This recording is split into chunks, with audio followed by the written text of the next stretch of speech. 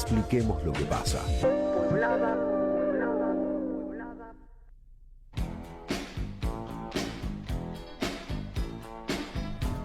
8 horas, 2 minutos, volvemos con Pueblada y estamos acá en el piso de nuestra querida radio de las Madres de Plaza de Mayo con Agus Chena que nos vuelve a visitar para charlar un poco de política internacional en un contexto que viene tranqui, ¿no?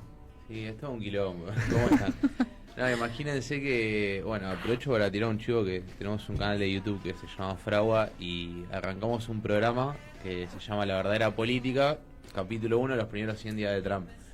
Y nada, sale grabado y como medio es infodocumental, tiene mucha edición. Entonces tenemos que grabar 2-3 días antes de que salga. Te cambió, es otro mundo. No, tuvimos un problema de edición grave porque lo iban editando y yo le iba mandando audios con info nueva y había como que ir ensartando todo. Y nada, un video de 30 minutos nos quedó de 50 minutos, se nos fue al carajo. Pero sí, está pasando de todo, no sé por dónde quieren que arranquemos.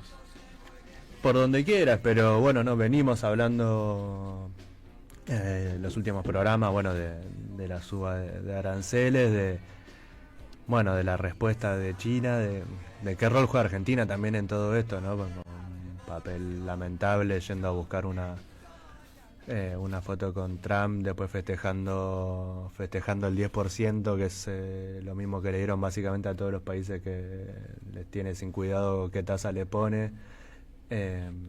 Sí, y encima ayer con la conferencia de Milei sobre la liberación del cepo, que digamos es la devaluación preparatoria a un nuevo préstamo del Fondo Monetario. No, a mí me parece que como para aportar algo nuevo a la cantidad de noticias que se vienen leyendo, lo que se sabe en resumen es esto: Trump un buen día apareció, dijo de ahora en más va a haber aranceles. Básicamente lo que ustedes nos cobran a nosotros por meter nuestras exportaciones en sus países, yo se los voy a empezar a cobrar por meter sus importaciones en Estados Unidos. Estados Unidos, que es un país que, aunque tiene un declive relativo, digamos, ya no es el Estados Unidos de los 90, es la primera economía del mundo, es un mercado de 450, 500 millones de personas y un poder adquisitivo relativamente alto, o sea, todos los países están interesados en venderle a Estados Unidos. Entonces, básicamente, lo que hizo Trump puso aranceles a todo, todas las bolsas de valores del mundo, incluso las criptomonedas, cayó todo porque en un escenario de incertidumbre todos los activos financieros caen, o sea, es lo que pasó en la pandemia, que si bien las acciones, todo eso se desplomó. Ahora, lo que sí me parece interesante y que yo no escuché en varios lados y que fue un poco lo que quisimos aportar con ese video, es qué es lo que está buscando Estados Unidos con esto, porque si bien fue medio de un día para el otro el anuncio, no era muy distinto a lo que uno cuando asumió Trump ya evidenciaba que era lo que iba a hacer. Estados Unidos, cuando gana la Segunda Guerra Mundial y todo el dominio de los Estados Unidos desde el 45 para acá básicamente, lo construyó alrededor de una cierta institucionalidad y una cierta gobernanza mundial que se basaba en esto, o sea, como yo soy la primera potencia económica y todos me tienen que comprar básicamente a mí, y ahí agrego algo que hoy está China en juego. La Unión Soviética no le competía mano a mano a Estados Unidos económicamente, le podía competir políticamente, lo que no podía producir, lo que no podía producir en términos de competitividad económica lo reemplazaba con una política de cuadros. Ahora, económicamente la Unión Soviética nunca le pudo competir a Estados Unidos, nunca fue un mercado competitivo en ese sentido, por eso ganó la disputa a Estados Unidos. Entonces, básicamente toda esa gobernanza global que Estados Unidos dijo, bueno, ahora todos tienen que venir, todos tienen que aceptar mis términos y condiciones, y armó la Organización Mundial de la Salud, que es su principal financista, armó la ONU, armó el G7 con los países, bueno, eso más en los 70, pero arma el G7 con las potencias capitalistas como para generar una institucionalidad de gobernanza global, arma la OTAN, entonces arma un montón de espacios, arma la OCDE, un montón de espacios multilaterales donde ellos imponen su dominio. ¿Qué está pasando? Ya hace bastante tiempo su capacidad económica viene cayendo, empiezan a emerger otros polos de poder. China es uno, pero también tenés Rusia, tenés Irán, tenés India, que es un mercado de 1.400 millones de personas. Empieza a surgir otra institucionalidad paralela, como el BRICS, por ejemplo. Entonces, ya hace bastante tiempo lo que le está pasando a Estados Unidos es que está financiando todo un sistema que no puede controlar y ya no puede imponer sus términos y condiciones en un mano a mano ellos contra el mundo. El G7 en los 70 es un poco eso, ya no somos solo nosotros, pero bueno, este bloque de países puede hacer lo que quiera con el mundo, bueno, eso ya no puede ser. Entonces, toda esa idea de libre comercio, que nosotros ya sabemos que no existe el libre comercio, pero ahora cada vez existe menos, pues lo que tuvo que decir Trump es, bueno, nosotros, digamos, los términos y condiciones que habíamos puesto para el mundo ya no nos sirven, no podemos competir con eso, entonces detono todo el sistema de comercio, pero para que después vengan al pie, o sea, no, yo leía por ahí, ¿no?, como esta cuestión de, bueno, es la hora del proteccionismo, no hay proteccionismo porque todas las cadenas de valor están todas integradas, de hecho, las tecnológicas sufrieron una caída importante de la bolsa porque dependen de los semiconductores que se producen en Taiwán, depende de cuestiones que se producen en China, nada de lo que nosotros tenemos arriba de esta mesa, el monitor, el celular, el cargador, se puede producir en un país, por lo menos no ahora. Volver a relocalizar toda esa producción para que un celular se pueda hacer en un país, sí se puede, cosa que es relativa, es muy caro y las empresas no lo van a hacer. Digo, por dar un solo ejemplo, las baterías de litio, que son minerales críticos de la transición energética, el 90% del refinamiento de tierra rara lo tiene China. O sea, si China quiere, no hay batería de litio, por dar un solo ejemplo. Como también China depende de los semiconductores que produce Taiwán. Entonces, todo ese problema no es que es la hora de proteccionismo y ahora cada país va a hacer lo que quiera, sino que un poco lo que dijo Trump es, bueno, tensiono y después negocio, que fue lo que terminó pasando. Les pongo aranceles a todo el mundo y después vengan al pie a negociar, pero ahora vienen uno a uno. O sea, no negocio yo con ustedes tres y les impongo, sino que yo necesito que Gastón venga conmigo y ahí sí le impongo mis términos y condiciones, que el chino venga conmigo y yo sí. Entonces, eso es lo que está haciendo Trump. Lo que fue sorprendente, aunque no tanto, fue que China dijo, nosotros no vamos a ir a negociar. O sea, me querés poner aranceles del 50%, yo te pongo el 50%. Trump lo sube 80%, te subo 80%. Trump lo sube a 100%, listo, perfecto. Y hay un video que para mí es como bastante clave para cerrar con esto, que hay una periodista yanqui que le dice, che, el 15% de las exportaciones de China van a parar a Estados Unidos, ¿qué van a hacer ustedes con esto? Y los chinos, que para mí demuestra como el pensamiento político que tienen en términos de proceso y de civilización, dicen, nosotros estamos hace 5.000 años acá y Estados Unidos no estaba. Ahora está Estados Unidos y nosotros seguimos estando, y Estados Unidos no estará en el futuro y nosotros vamos a seguir estando. O sea, no nos preocupa ese 15%. Así que nada, eso es como un poco el resumen de lo que yo creo que está pasando, que es que Trump vino a desarmar el sistema multilateral y a poder imponer sus condiciones en el mano a mano. Y eso para mí es como el reflejo de que ya no estamos en el mundo unipolar de Estados Unidos, sino ya se veía, sino que ya concretamente es el mundo multipolar donde hay un actor importante, que es Estados Unidos, que compite mano a mano con China, hay otros polos de poder, y Argentina en esa cuestión está, para mí ya hoy es un país de tercer orden, si se quiere, con Milei. Bien. Bueno, y frente a esto, no, pues bueno, decías las intenciones de Estados Unidos, la respuesta inesperada, si se quiere, o no, de China. Bueno, esto en qué lugar, en qué lugar deja como la iniciativa misma de Estados Unidos, ¿no? Como, bueno, son unos genios, les va saliendo, les salió por la culata. Yo creo que lo interesante de Estados Unidos es que, más allá del presidente que esté, lo que hay son élites que dominan. A mí me parece que con Trump, no sé si vieron que en la Asunción estuvo Mark Zuckerberg, estuvo el CEO de Apple, o sea, había varios CEOs de las tecnológicas que históricamente son más del Partido Demócrata. Creo que hay por lo menos un entendimiento de todas las élites estadounidenses de que es lo que hay que hacer. O sea, de que Estados Unidos ya no puede seguir siendo el gendarme mundial, porque, y esto es un poco lo que decimos en el video, el imperio es una cuestión de negocios, o sea, una cuestión de plata ser un país imperial. Vos, ¿por qué conquistás y subordinás a otros países? Porque eso te genera una ganancia económica para tus élites, inclusive para tu pueblo, porque el pueblo de Estados Unidos vive muy bien, a una parte ahora, pero en los 70 el pueblo estadounidense vivía muy bien sobre la base de saquear a todo el resto del mundo. Entonces, yo creo que las cuentas que vienen haciendo hace bastante tiempo es que ellos están poniendo mucha plata en intentar subordinar a países y no lo están pudiendo hacer. Trump en su primera gestión sacó a las tropas de Irak y de Afganistán, después de 10 o 20 años clavadas ahí. Y fue, che, estamos gastando una millonada de plata en estar en Afganistán, no nos pudimos asentar nunca y no estamos sacando un beneficio económico de esto. ¿Cuál es la gracia de estar acá? Entonces, yo creo que están haciendo una revisión de eso, que Estados Unidos se está replegando, pero Estados Unidos cuando repliega, no repliega sobre Estados Unidos, repliega sobre el continente americano. Ellos creen que es América para los americanos, que en realidad americanos es la traducción en español, pero Americans en inglés es estadounidense, no es alguien que vive en Trinidad y Tobago, un americano. Entonces, de hecho, Trump cuando asume dice que quiere renombrar al Golfo de México como Golfo de América, que quiere que Canadá sea el Estado 51, que quiere anexar Groenlandia, que quiere imponerle tasas a los mexicanos porque ellos producen para él. Entonces ahí hay una concepción de cuál es su... Y nosotros somos el patio trasero de eso.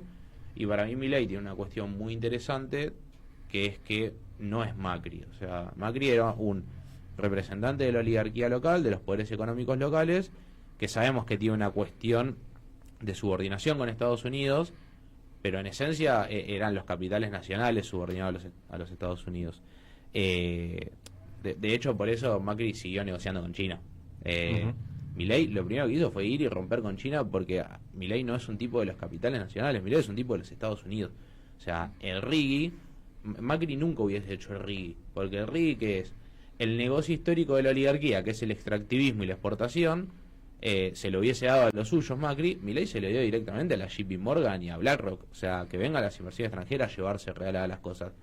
Y la oligarquía no sale perdiendo porque ellos meten sus negocios ahí, el que sale perdiendo es el pueblo argentino, pero no es el negocio histórico al que están acostumbrados. Entonces, Argentina con Milei es un estado más de los Estados Unidos, no estamos en una situación muy distinta a Puerto Rico.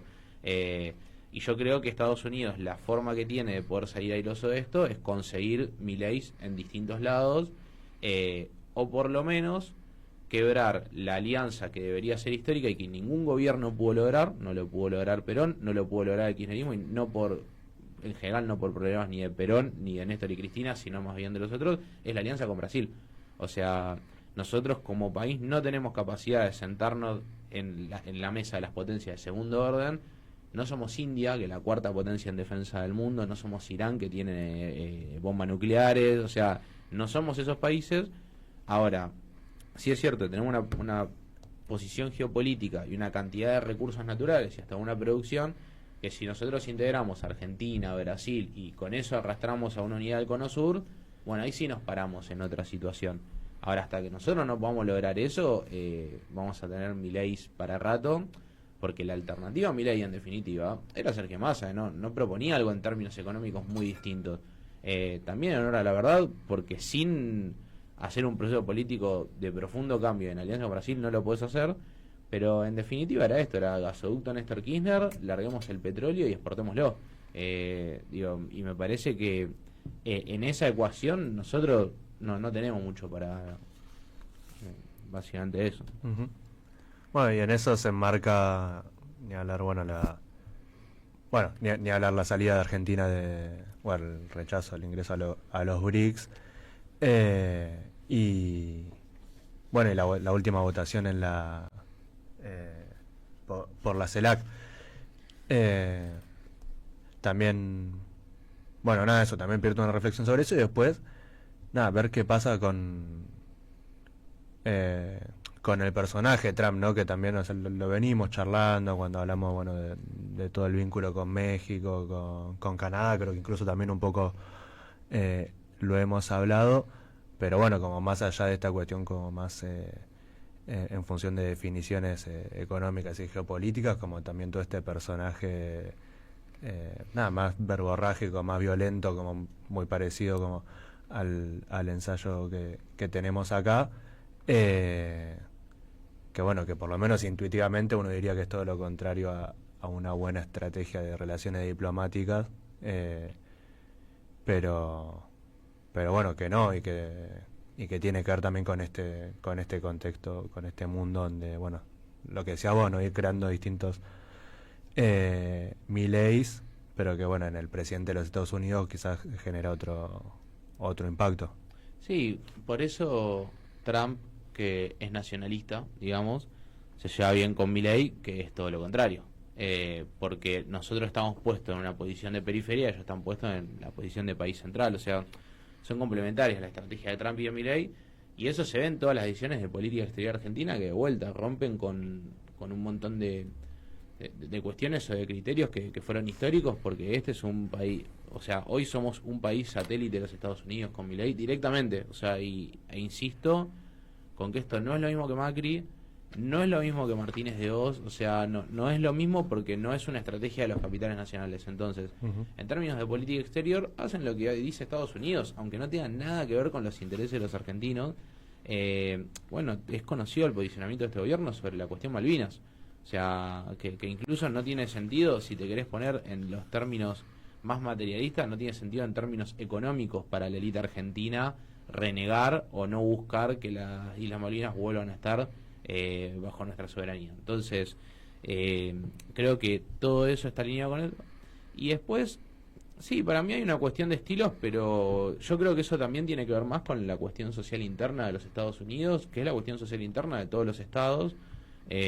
Nosotros lo veníamos hablando hace varios meses acá.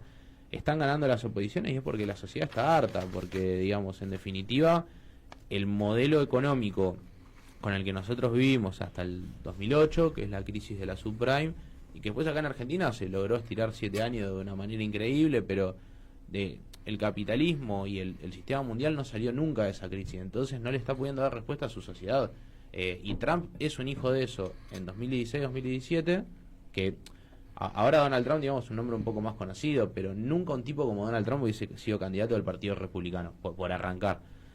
No tiene nada que ver con Bush, no tiene nada que ver con Nixon, no tiene nada que ver con Carter, y después nunca hubiese sido presidente de los Estados Unidos. O sea, porque él antes de ser presidente tuvo que vencer la interna de un partido que es recontra del statu quo, igual que el Partido Demócrata, y él apareció por arriba y les ganó a todos. Entonces, me parece que todo eso tiene que ver con una crisis social muy grande.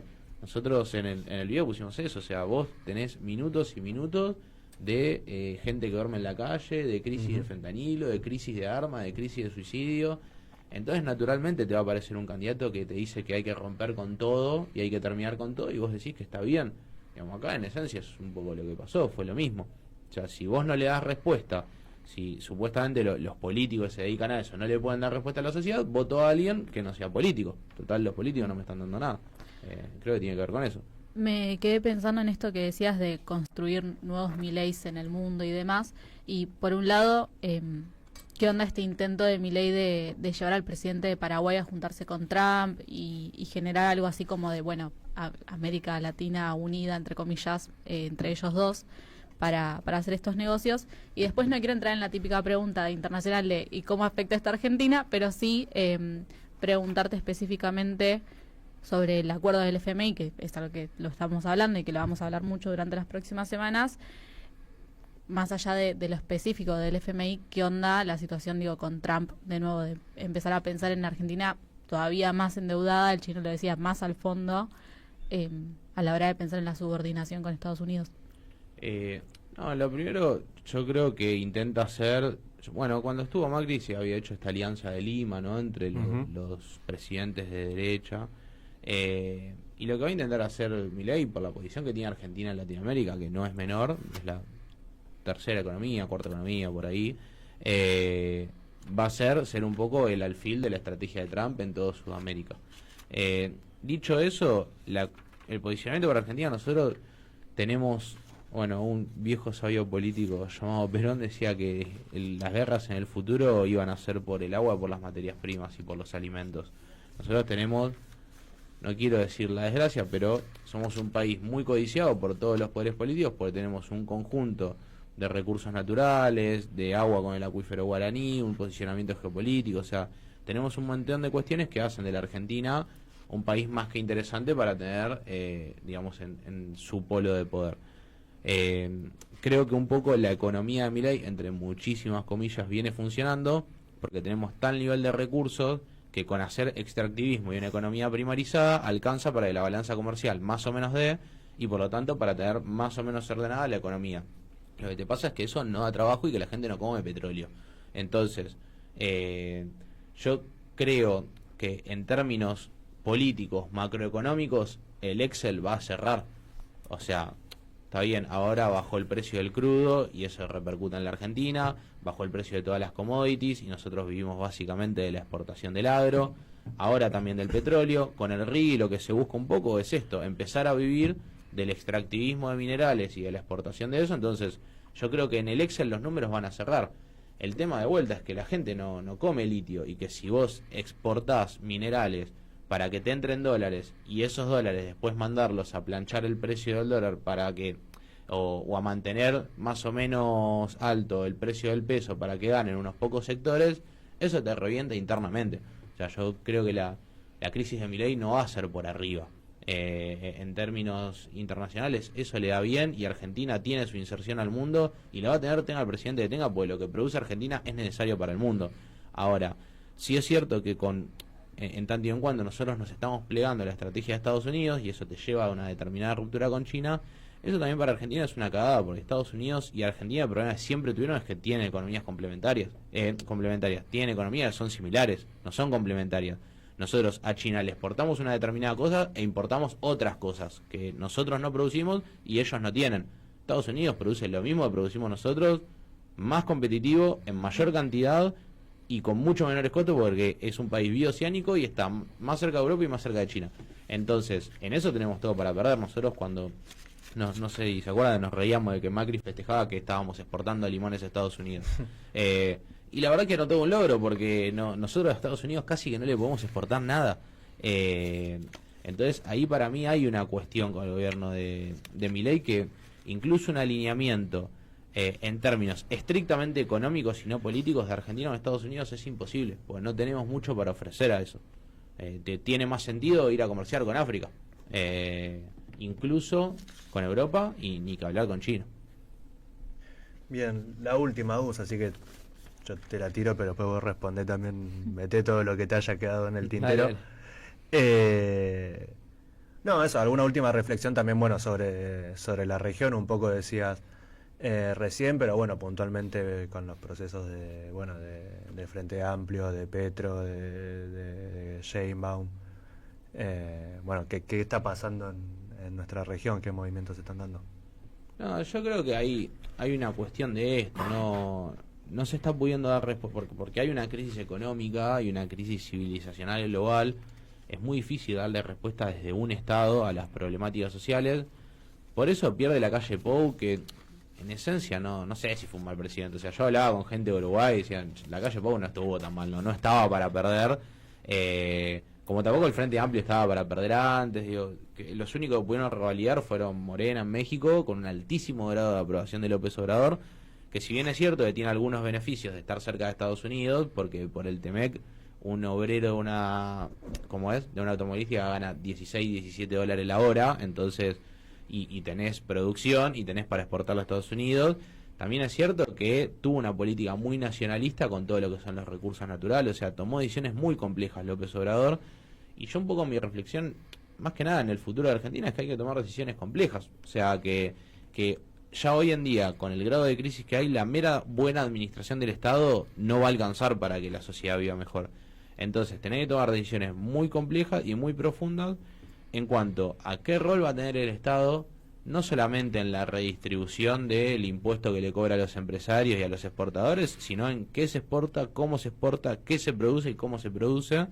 Y después que tiene que tener una política internacional seria. Argentina hace mucho tiempo no tiene una política internacional seria. Digamos que el último intento fue el UNASUR, que jugó un rol muy importante hasta la muerte de Néstor Kirchner y un poquitito más, pero después nunca se planteó en términos nunca se partió de la importancia estratégica de la alianza con Brasil. Y no hablo de una alianza al tuntún, sino una alianza estratégica de qué vamos a hacer, porque a ellos tampoco les sobra nada, digamos, para ser una potencia regional. No es que alguno de los dos anda sobrado. Y eso no ocurrió nunca, y yo sí veo una miopía en general en todos los sectores dirigenciales de todos los planteos son arreglos de coyuntura, son exportar más, hay que producir más, algunos dicen hay que sacar impuestos, hay que poner impuestos. Ahora, el problema, digamos, no es el impuesto en sí, ni es el acuerdo comercial en sí que puedas hacer con Brasil, sino qué mirada estratégica de país vas a tener en medio de un mundo en crisis, que eso te da un montón de oportunidades, porque por primera vez no hay una potencia que te dice cómo son las reglas del juego, entonces eso te da la posibilidad de imponer un poco. Ahora, si no tenés una política seria, no lo vas a poder hacer. Y yo lo que veo es que no sé si hay mucha gente preparada para imponer una política seria. Bueno, clarísimo Aguchena con la verdadera política, nuestra columna segmento de política internacional.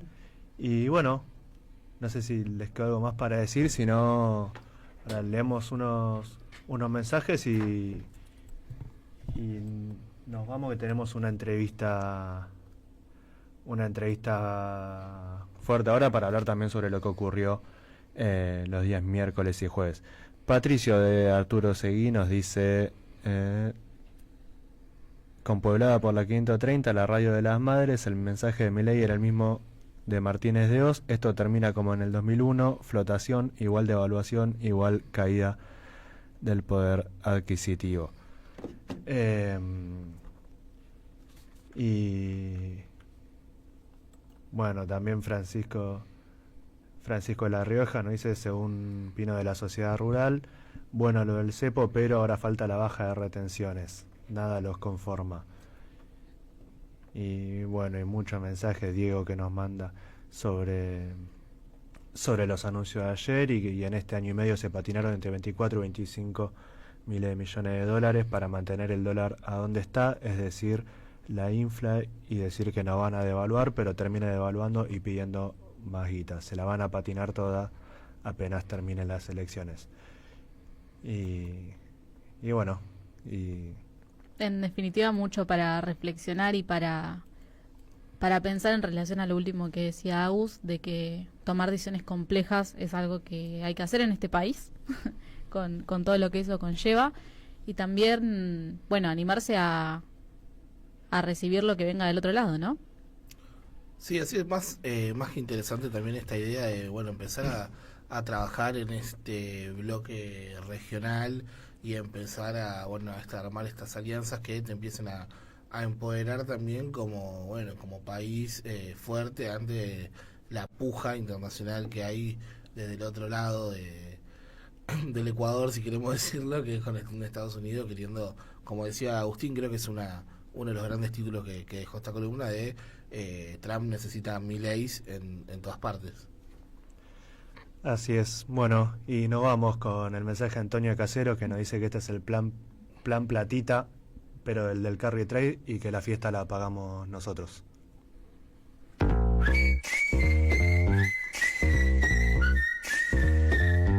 Pueblada. Expliquemos lo que pasa. Con Chino Rinesi y Priscila Mendic. Deja tu mensaje en nuestra línea de oyentes de WhatsApp. 11 3200 0530. Somos Radio.